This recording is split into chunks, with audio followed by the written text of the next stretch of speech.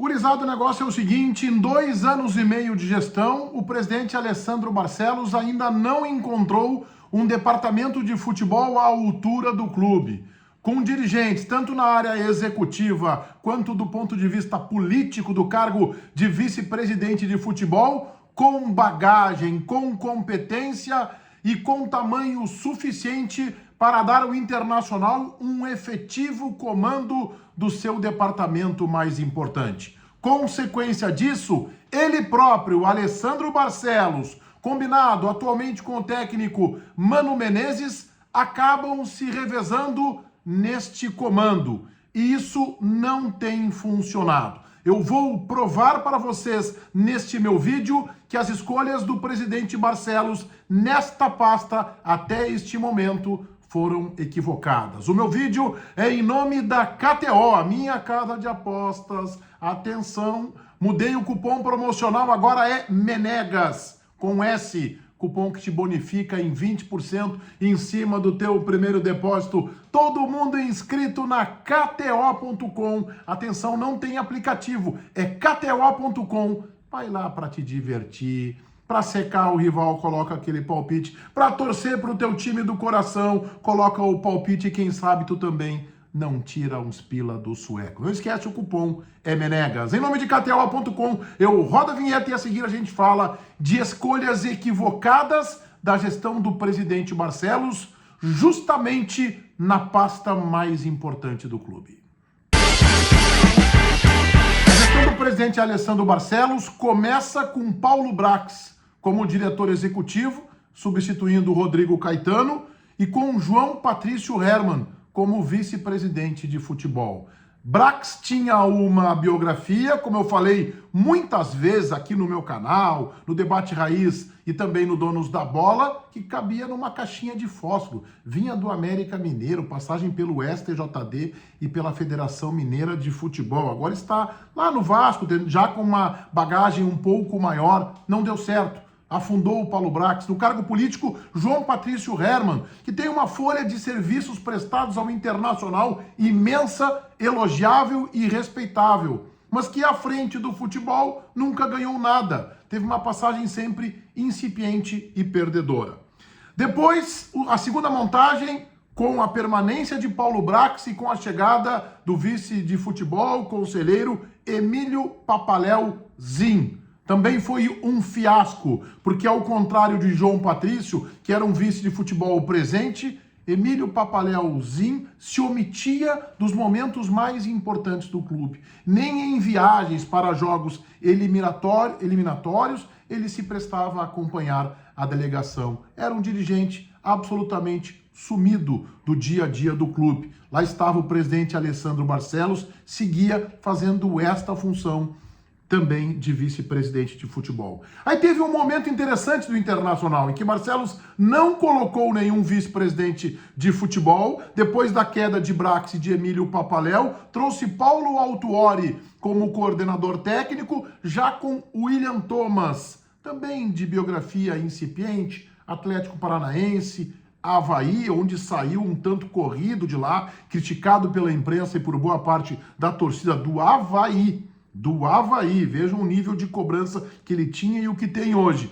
E aí, sem o vice de futebol, o Internacional fez aquela janela e sem diretor executivo, porque isso foi antes da chegada de William Thomas, o Inter fez uma janela de transferências exitosa, contando principalmente com a capacidade do gerente de mercado Dave Bandeira. Ali o Inter trouxe o Alemão, o Pedro Henrique, o Wanderson, o Vitão e o Depena, entre outros. Esta nova montagem do departamento de futebol tem Felipe Becker, que tem experiência, foi presidente do Aimoré, de outra cobrança, de outra exigência, mas tem uma mínima familiaridade, digamos, com o futebol. Foi presidente de clube, conhece um tanto o futebol, mas não neste nível de cobrança que tem o Internacional.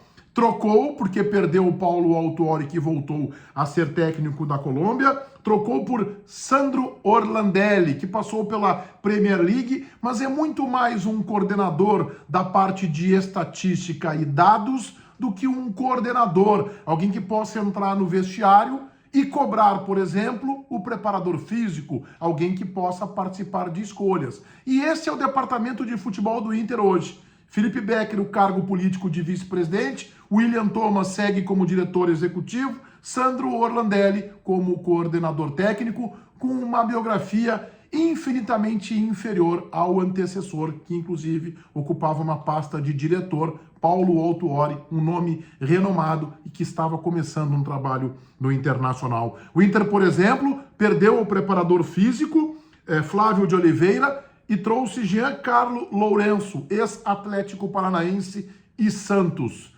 E o condicionamento físico do Internacional hoje é absolutamente questionável. O Internacional, ao final das partidas, muitas vezes se arrasta em campo. Mais ainda, vejam esta janela de transferências. O Inter fez uma janela boa no começo do ano passado, antes do William Thomas, não tinha vice-futebol. Depois, com o William Thomas, o Internacional contratou, entre outros, o Mikael e o Brian Romero. E agora, com o William Thomas e Felipe de Oliveira, o Internacional perdeu o preparador físico e trouxe o Giancarlo Lourenço. E vejam as contratações. Eu não preciso nem apontar muitas informações. O Inter contratou um time, 11 jogadores. John, Mário Fernandes, ainda não disse a que veio, Nico Hernandes, a gente nem viu, Campanharo, aposta, Baralhas, que não tem dado certo, Jean Dias, que veio do Caxias, Rômulo, volante questionado, não fardou no Juventude,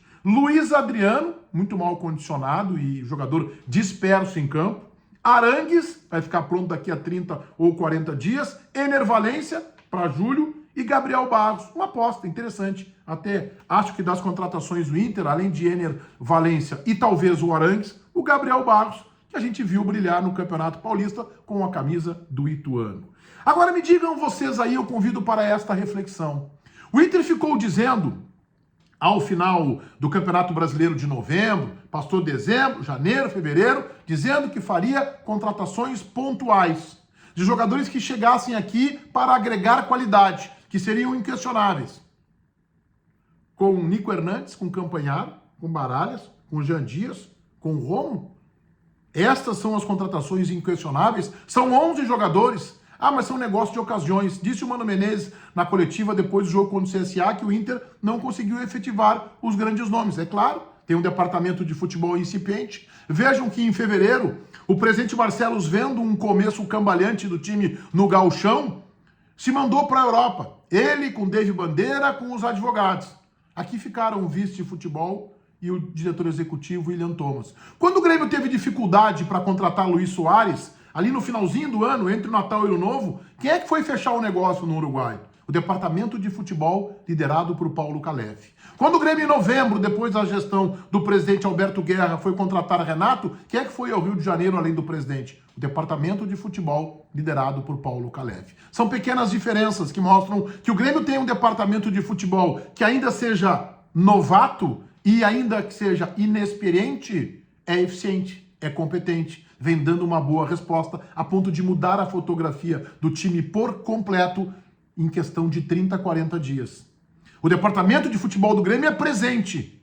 Ele participa das decisões. No Inter, quem decide é o técnico e o presidente Barcelos. A pergunta que eu faço é, quem cobra os jogadores por desempenhos ruins? Quem conversa com o Depena? Quem conversa com o Vitão, que embora seja um grande zagueiro, neste ano não reproduz o seu futebol? E com outros jogadores? Quem vai cobrar Luiz Adriano? Quem vai cobrar o preparador físico Giancarlo Lourenço?